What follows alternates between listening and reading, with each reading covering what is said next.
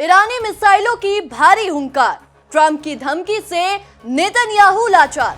बढ़ने ही वाला था जंग का स्केल, ट्रंप के एक फोन ने बिगाड़ा खेल। नमस्कार, मैं नंदिनी सिंह और आप देख रहे हैं हमारा खास शो विश्व युद्ध।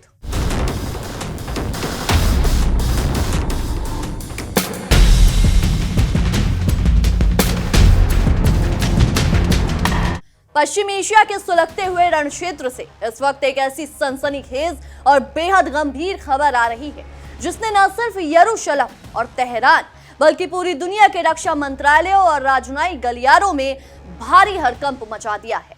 बीते कुछ घंटों में हालात इस कदर बिगड़ चुके थे कि ऐसा लग रहा था कि दुनिया तीसरे महायुद्ध की दहलीज पर आकर खड़ी हो गई है और किसी भी वक्त तबाही का वो खौफनाक मंजर सामने आ सकता है जिसकी कल्पना मात्र से पूरी इंसानियत की रूह कांप जाती है। लेकिन इसी बेहद नाजुक, संवेदनशील और विस्फोटक मोड़ पर दुनिया की सबसे बड़ी महाशक्ति के मुखिया यानी अमेरिकी राष्ट्रपति डोनाल्ड ट्रंप ने एक ऐसा अप्रत्याशित कूटनीतिक दांव खेला है जिसने पूरे घटनाक्रम का रुख पलट कर रख दिया है। ट्रंप ने इजराइल के प्रधानमंत्री बेंजामिन नेतन्याहू को सीधे शब्दों में, बेहद आक्रामक तेवर में और कड़े लहजों में एक ऐसी अंतिम चेतावनी दे दी जिसने दोनों देशों के ऐतिहासिक रिश्तों के बीच एक बहुत बड़ी और गहरी लकीर खींच दी है। ट्रंप ने बंद कमरे में हुई बातचीत के दौरान बेहद तीखे लफ्जों में साफ साफ कह दिया, नेतन्याहू, अगर अब की बार तुमने कदम आगे बढ़ाए तो दुनिया के नक्शे पर बिल्कुल अलग और अकेले पड़ जाओगे। अमेरिका इस बार किसी भी तरह की सैन्य, आर्थिक या कूटनीतिक मदद तुम्हारे पीछे नहीं भेजने वाला। जी हाँ, अमेरिकी राष्ट्रपति ने अपने सबसे पुराने, सबसे भरोसेमंद और पारंपरिक सहयोगी को दो टूक शब्दों में समझा दिया है कि ईरान के साथ चल रही इस खूनी दुश्मनी और लहले पर दहला मारने के इस खतरनाक सिलसिले को यहीं और इसी वक्त रोक दो। अगर इस टकराव को एक फुल स्केल वॉर यानी बड़े पैमाने पर सीधे युद्ध में बदला गया तो इसका अंजाम बेहद खौफनाक होगा, जैसा कि हम सब जानते हैं, और इजराइल को इसकी ऐसी भारी राजनीतिक और रणनीतिक कीमत चुकानी पड़ेगी जिसकी भरपाई भविष्य में कभी मुमकिन नहीं होगी। नेतन्याहू से हुई इस बेहद गोपनीय और बेहद खास बातचीत में ट्रंप के तमाम कूटनीतिक मर्यादाओं, शिष्टाचार और औपचारिकताओं को एक तरफ रखकर पूरी तरह साफ कर दिया कि इजराइल के लिए इस वक्त भलाई, समझदारी और दूरदर्शिता इसी में है कि वो ईरान के खिलाफ कोई भी नया मोर्चा खोले और न किसी बड़े और अनियंत्रित युद्ध की शुरुआत करने की आत्मघाती गलती करे। इस बेहद संवेदनशील, गंभीर और दुनिया की भू राजनीति को पूरी तरह बदल देने वाली खबर के हर एक बारीक पहलू को आज हम इस विशेष पेशकश में विस्तार से डिकोड करने जा रहे हैं, तो बने रहिए। अगले 20 से 25 मिनट आपको बताएंगे कि आखिर डोनाल्ड ट्रंप को अपने सबसे पक्के दोस्त और सहयोगी के खिलाफ इतनी सख्त, रूखी और सीधी भाषा का इस्तेमाल क्यों करना पड़ा। हम आपको यह भी बताएंगे कि अमेरिकी मीडिया आउटलेट की उस एक्सक्लूसिव और अंदरूनी रिपोर्ट में क्या क्या चौंकाने वाले दावे किए गए हैं जिसने वॉशिंगटन और यरूशलेम के बीच की अंदरूनी तनातनी और मतभेदों को पूरी दुनिया के सामने बेपर्दा कर दिया है। और सबसे बड़ा सवाल यह है, क्या बीबी यानी बेंजामिन नेतन्याहू अमेरिका के इस भारी भरकम राजनीतिक और सैन्य दबाव के आगे पूरी तरह झुक गए हैं? क्या वाकई पश्चिम एशिया पर मंडरा रहा महायुद्ध का काला साया फिलहाल के लिए, हमेशा के लिए टल गया है, या यह सिर्फ एक बहुत बड़े वैश्विक तूफान के आने से पहले की खामोशी है? इस खबर की गंभीरता को गहराई से समझने के लिए हमें इसके बैकग्राउंड, इसके इतिहास और पिछले कुछ घंटों के चक्रव्यूह जैसे घटनाक्रम पर नजर डालनी होगी। ट्रंप ने चेताया कि अगर इजराइल ने अंतर्राष्ट्रीय बिरादरी और अमेरिका की चिंताओं को दरकिनार करते हुए अपनी जिद पर अड़े रहते हुए ईरान के खिलाफ बड़े पैमाने पर सैन्य हमले किए, अगर उसने ईरान के परमाणु ठिकानों, तेल के कुओं या उसकी सेना पर कोई बड़ा और कड़ा प्रहार किया, तो वो दिन दूर नहीं जब दुनिया के कूटनीतिक और आर्थिक मंच पर इजराइल पूरी तरह से अलग थलग पड़ जाएगा और कोई भी लोकतांत्रिक देश उसके साथ खड़ा होने की हिम्मत नहीं जुटा पाएगा। यह चेतावनी कोई सामान्य कूटनीतिक बयान नहीं है और ना ही ये कोई रूटीन प्रेस रिलीज है। यह चेतावनी ऐसे नाजुक, तनावपूर्ण और विस्फोटक वक्त में आई जब पिछले कुछ घंटों के भीतर इजराइल और ईरान ने एक दूसरे की संप्रभुता को खुली चुनौती देते हुए बेहद भीषण और विनाशकारी हमले किए। इन हमलों के बाद पूरे पश्चिम एशिया के आसमान में एक बार फिर काले धुएं, बारूद की भयंकर गंध फैल गई थी और दुनिया के बड़े बड़े रक्षा विशेषज्ञों और रणनीतिकारों ने यह मान लिया था कि अब इस जंग को रोकना किसी के बस की बात नहीं। बस तबाही की उल्टी गिनती शुरू हो चुकी है। लेकिन इसी मोड़ पर डोनाल्ड ट्रंप की कड़क और अनप्रेडिक्टेबल कूटनीति की एंट्री होती है, जो पूरे खेल के पासे को ही पलट देती है। विस्तार से बताते हैं आपको। डोनाल्ड ट्रंप ने खुद इस बेहद गोपनीय और रणनीतिक बातचीत का एक ब्यौरा एक प्रेस मीडिया रिलीज के साथ साझा किया, जिसने पूरी दुनिया की मीडिया में तहलका मचा दिया है। ट्रंप ने खुद बताया कि उन्होंने बेंजामिन नेतन्याहू के साथ हुई बातचीत में किस तरह के सख्त और बेबाक शब्दों का इस्तेमाल किया। ट्रंप ने जो शब्द नेतन्याहू के लिए इस्तेमाल किए वो सामान्य कूटनीति या दो मित्र देशों के बीच होने वाले संवाद का हिस्सा कतई नहीं कह सकते। ट्रंप ने सीधे शब्दों में कहा, बीबी तुम्हें इस वक्त बहुत ज्यादा सावधान और गंभीर रहना चाहिए। अगर तुम ईरान पर बड़े पैमाने पर हमले के रास्ते पर आगे बढ़ते हो तो बहुत जल्द तुम अकेले पड़ जाओगे, कोई तुम्हारा साथ नहीं देगा। ट्रंप सिर्फ यहीं पर नहीं रुके, उन्होंने इस पूरी बातचीत में एक और बेहद महत्वपूर्ण और दूरगामी रणनीतिक बात कही। उन्होंने साफ किया कि ये लड़ाई न सिर्फ इजराइल को एक कभी ना खत्म होने वाले संकट में धकेल देगी, बल्कि यह अमेरिका और ईरान के बीच चल रहे बेहद महत्वपूर्ण समझौतों और कूटनीतिक प्रयासों को भी हमेशा के लिए खत्म कर देगी।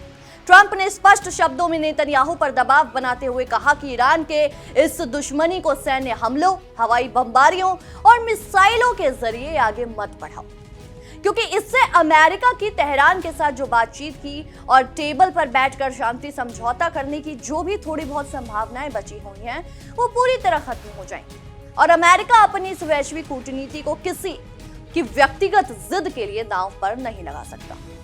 अब जरा इस पूरी घटना की टाइमिंग को क्रोनोलॉजिकली समझिए कि आखिर अचानक ऐसा क्या हुआ कि ट्रंप को इतने आक्रामक और सख्त रुख अपनाने पर मजबूर करना पड़ा।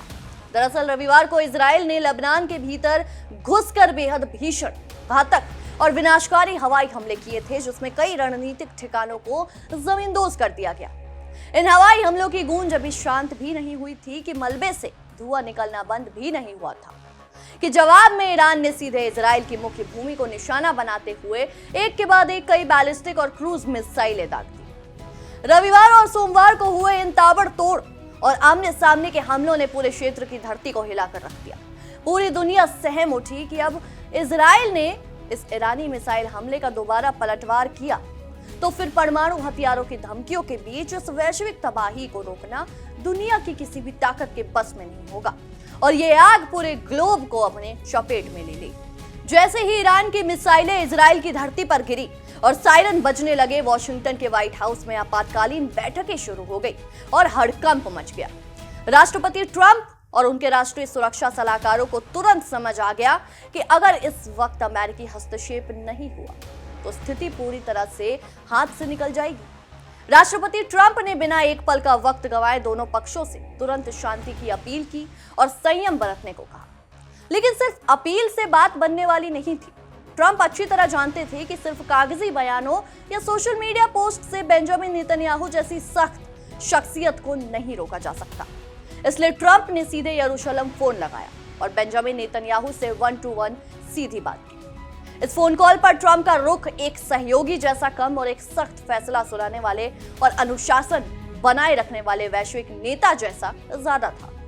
उन्होंने साफ तौर पर नेतन्याहू से कहा कि वो ईरान के खिलाफ जो भी बड़े पैमाने पर रिटेलिएशन यानी जवाबी हमले की योजना बना रहे हैं, उसे तुरंत रोक दें और अपनी सेना को पीछे हटने का आदेश दें। अमेरिकी राष्ट्रपति का यह भारी भरकम और अप्रत्याशित दबाव आखिरकार काम कर गया। इजराइल के भीतर से आ रही आंतरिक खबरों और रक्षा अधिकारियों के बयानों के मुताबिक बेंजामिन नेतन्याहू को ट्रंप की इस बेहद सख्त हिदायत के बाद अपने कदम पीछे ही खींचने पड़े। वो उस बड़े हमले की योजना से पीछे हटने को तैयार हो गए जो इजरायली सेना कुछ ही घंटों में अंजाम देने वाली थी। और इसी अमेरिकी दबाव का सीधा नतीजा है कि फिलहाल इजराइल और ईरान दोनों ने ही एक दूसरे पर सीधे हमले रोक दिए। दोनों पक्षों ने सोमवार को आधिकारिक ऐलान कर दिया है कि वो अपने सैन्य ऑपरेशंस को फिलहाल के लिए सस्पेंड कर रहे हैं, बंद कर रहे हैं। यानी जो बारूद पूरी तरह सुलग चुका था, जिस पर सिर्फ माचिस की तीली लगना बाकी था, उस पर फिलहाल के लिए कूटनीति का पानी डाल दिया गया है। लेकिन यहाँ पर जो सबसे बड़ा प्रश्न खड़ा होता है, जो सबसे बड़ा सवाल आप सबके मन में उठता है, वो है कि क्या ये शांति स्थायी है? क्या वाकई ट्रंप के एक फोन कॉल से दशकों पुरानी ये दुश्मनी हमेशा के लिए शांत हो गई है? सुनने में ये थोड़ा हास्यास्पद लगता है। अमेरिका और इजरायली अधिकारियों के हवाले से जो रिपोर्ट में आंतरिक खबरें आ रही हैं, वो कुछ और ही कहानी बयां कर रही हैं। वो बताती हैं कि राष्ट्रपति डोनाल्ड ट्रंप इस वक्त खुद एक बेहद मुश्किल, पेचीदा और दोहरी स्थिति से गुजर रहे हैं। एक बड़े धर्म संकट में फंस चुके हैं। एक तरफ एक मित्र देश के नाते वो इस व्यावहारिक बात को अच्छी तरह से समझते हैं कि ईरान के हमलों का जवाब देना इजराइल की सुरक्षा, उसकी संप्रभुता और उसकी घरेलू राजनीति के लिए कितना जरूरी है। लेकिन दूसरी तरफ उन्हें सबसे बड़ी चिंता इस बात की है कि अगर ये दोनों देश इसी तरह एक दूसरे पर हमले लगातार करते रहे तो ये मामला बहुत जल्द बढ़कर पूरे क्षेत्र में युद्ध का रूप ले लेगा, जिससे वैश्विक अर्थव्यवस्था, कच्चे तेल की सप्लाई चेन और वैश्विक शांति पूरी तरह भंग हो जाएगी, जिसे संभालना अमेरिका के लिए भी नामुमकिन हो जाएगा।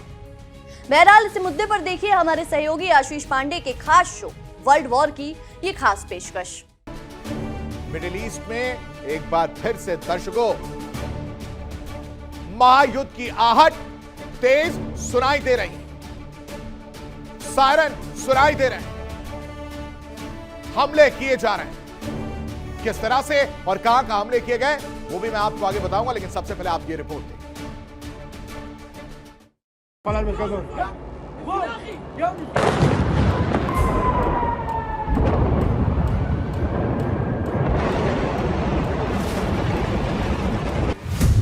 बेरूत पर वार, तेहरान का पलटवार। वो वो वो मिसाइलों से जवाब, तनाव बेहिसाब।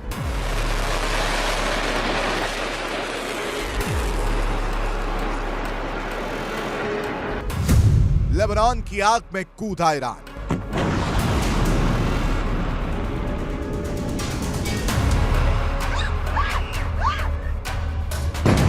बेरूत के दक्षिणी उपनगरों पर इजरायली हमले के बाद हालात तेजी से बदल गए।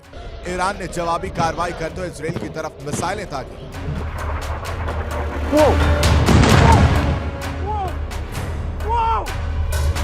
इजरायल का दावा है कि सभी मिसाइलों को इंटरसेप्ट कर दिया गया, लेकिन इस हमले ने युद्ध विराम की नींव को हिला दिया है। तेहरान साफ कह रहा है कि लेबनान में जारी सैन्य कार्रवाई किसी भी समझौते की भावना के खिलाफ है।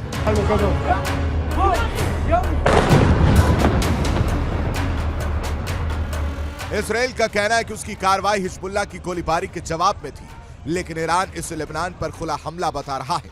यानी सवाल सिर्फ मिसाइलों का नहीं, सवाल यह है क्या अब संघर्ष का मैदान गाजा से आगे बढ़कर पूरे मिडिल ईस्ट में फैलने वाला है।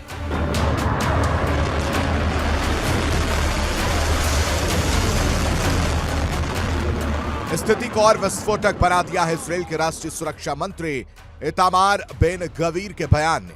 ईरानी हमले के बाद बेन गवीर ने कहा कि तेहरान को जलना होगा।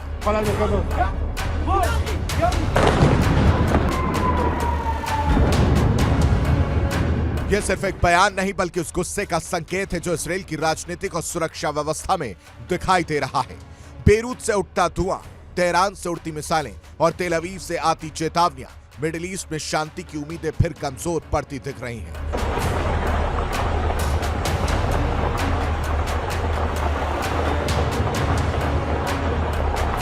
सवाल यही है, क्या यह सिर्फ जवाबी हमला है या फिर उस बड़े युद्ध की शुरुआत जिसका डर पूरी दुनिया को सता रहा है। Bureau report, India TV.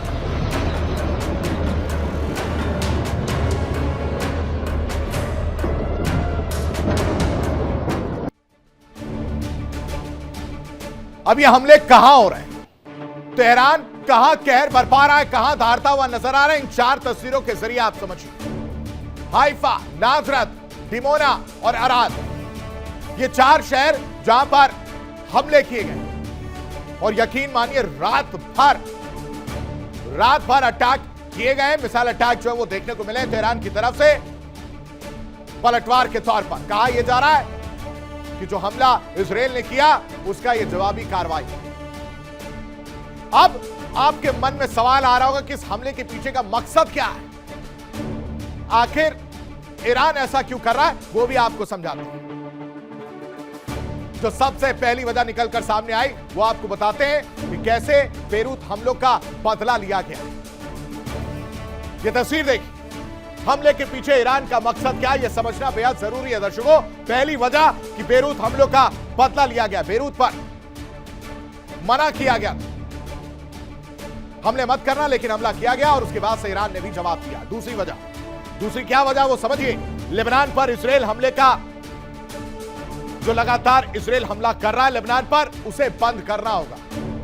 यह भी एक मैसेज है कि अगर आपने लेबनान पर हमला करना बंद नहीं किया तो हम इसी तरह से हमले करते रहे। इस रिपोर्ट में एक और बेहद चौंकाने वाला और चिंताजनक दावा किया गया है जिसे नजरअंदाज नहीं किया जा सकता। दावा यह है कि भले ही ट्रंप के भारी दबाव में आकर नेतन्याहू ने ईरान की मुख्य भूमि पर बड़े हमले की योजना को अस्थायी रूप से रोक दिया हो, लेकिन ट्रंप की तमाम आपत्तियों के बावजूद इजरायली सेना लेबनान में सीमित हमले, टारगेटेड ऑपरेशंस जारी रख सकती है। यानी जमीनी हकीकत यह है कि पूरी तरह से युद्ध विराम भले ही ना हुआ हो, लेकिन बड़े पैमाने पर होने वाली उस महातबाही पर फिलहाल ब्रेक लग गया है जो पूरी दुनिया को लील सकती थी। एक्सपर्ट्स का कहना है कि इस पूरे घटनाक्रम ने संघर्ष की भविष्य की दिशा को लेकर अमेरिका और इजराइल के बीच के गहरे और गंभीर मतभेदों को उजागर कर दिया है। इजराइल जहां इस मौके का फायदा उठाकर आर पार की लड़ाई के मूड में दिखाई देता है, वहीं अमेरिका अपनी वैश्विक प्राथमिकताओं के कारण उसे हर कीमत पर हर दबाव का इस्तेमाल करके रोकने की कोशिश कर रहा है। अगर हम ईरान और इजराइल के बीच के इस टकराव के इतिहास और उसके हालिया घटनाक्रमों पर एक सरसरी नजर डालें तो दोनों के बीच तनाव और नफरत का इतिहास कोई नया नहीं है। यह दशकों पुराना है, लेकिन हाल के दिनों में, खासकर पिछले कुछ महीनों में, यह दुश्मनी अपने सबसे खतरनाक और हिंसक चरम पर पहुंच गई है। आपको याद होगा कि इसी साल 28 फरवरी को अमेरिका इजराइल गठबंधन के हमलों के बाद दोनों पक्षों में करीब 6 हफ्ते की लगातार भीषण और खूनी लड़ाई देखी गई। इसके बाद अंतर्राष्ट्रीय बिरादरी की भारी कोशिशों के बाद 8 अप्रैल को एक संघर्ष विराम यानी सीजफायर हुआ था। 8 अप्रैल के बाद से पूरे क्षेत्र में एक बेहद नाजुक और तनावपूर्ण शांति बनी हुई थी। ऐसा लग रहा था कि दोनों देश फूंक फूंक कर कदम रख रहे हैं। लेकिन रविवार और सोमवार को जो कुछ भी हुआ उसने 8 अप्रैल के बाद उसी नाजुक शांति को एक ही झटके में ताश के पत्तों की तरह बिखेर कर रख दिया और दुनिया को एक बार फिर महायुद्ध की दहलीज पर लाकर खड़ा कर दिया। अब इस पूरे घटनाक्रम के बाद आने वाले दिन पूरी दुनिया की सुरक्षा के लिए बेहद अहम होने वाले हैं। देखना बेहद दिलचस्प और महत्वपूर्ण होगा कि ट्रंप की इस आखिरी सबसे सख्त और दो टूक चेतावनी के बाद प्रधानमंत्री नेतन्याहू का अगला कदम क्या होता है। क्या वो अमेरिका के इस राजनीतिक और सैन्य दबाव को लंबे समय तक झेल पाएंगे, या फिर इजराइल के भीतर जो घरेलू राजनीतिक दबाव है उसके कारण वो दोबारा कोई ऐसा कदम उठाने पर मजबूर होंगे जो ट्रंप को भी नाराज कर सकता है। वहीं दूसरी तरफ तेहरान की नजरें भी इस वक्त वॉशिंगटन और यरूशलेम के इस टकराव पर टिकी हुई हैं। पश्चिम एशिया की इस महायुद्ध की आहट से जुड़ी हर छोटी बड़ी खबर, हर एक कूटनीतिक हलचल हम आपको लगातार बताते रहेंगे। फिलहाल के लिए इस विशेष पेशकश में इतना ही। आपके इस विषय में क्या कुछ राय है, क्या कुछ सोचते हैं, हमें कमेंट सेक्शन में जरूर साझा करें। और तब तक के लिए देखते रहिए इंडिया डेली और हमारा खास शो विश्व युद्ध।